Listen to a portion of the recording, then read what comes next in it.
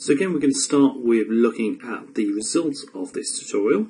So you can see we've got a game of pong playing. So we've now got score being printed on the screen. When someone gets a point, the score goes up. When someone does score a point, the ball appears back in the middle. And we'll have a random dx and dy. So that way it's been a bit more interesting, a bit more of a game. So let's have a look at how these changes have worked. First of all, I've introduced this idea of a font. Now, in order to do any drawing on the screen, we need to first get a font to actually draw with. So I've chosen Arial, and I've got a font size 50. I want it nice big so the user can see. That's then stored into a variable, which I then would use later in order to draw. So I might have multiple fonts on the screen, and if I was going to do that, I'd have to store each font into a separate variable. I then have two new variables for each player. One stores the actual score itself as a number, the other stores the render of it. Now, let's explain what this means. In order to draw a font, we have to actually turn it into a surface or an image. Okay, so the way pygame works is that each time you want to print text onto the screen, we need to first create an image of it and then put that image on the screen. Okay, now because the score is not going to change until someone scores a point, we're going to pre-render these little images. So render takes in the actual thing you want to display. I want to display the score, and because that's a number, I need to cast it to a string. So that's passed through as a string. And then I've got to set the colour of it. Okay, and I'm set my colours to be red. So I've done that once for P1 score graphic, once for P2 score graphic.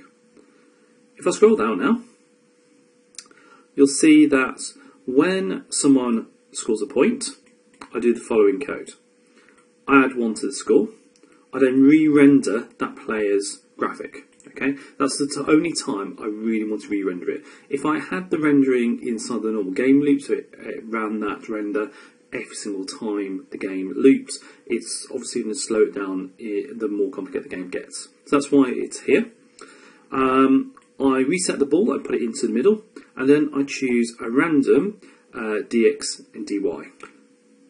Obviously there are a chance that the ball won't actually move left or right, and that's if dx is 0. So if dx equals 0, then set dx to be 2. That way it will always start moving. Okay,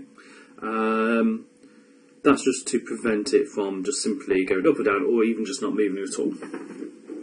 Now, let's have a look at the rest of the code. Here I'm drawing the score, and I'm using blit. Okay. Now, in the previous tutorial I said that surface is essentially like a little image, and when you want to copy one image onto another, you blit. Okay. What blit does is essentially take the pixels of one image and copy them over to the pixels of another. So remember, the render is actually create a little image in memory as a little surface. Okay, so this is a surface image. I can then place it wherever I want onto the master screen, which is just another surface, by using this blit command. You use the exact same command if you were going to print or display an image of any type. So that's what blit's doing, that's displaying that. I've also got a little bit of code here which will check for width. So if the either player gets a score of 5, we'll say which player's won, and I end the program. So let's see this game running. As you can see, it plays absolutely fine, so I'm just going to let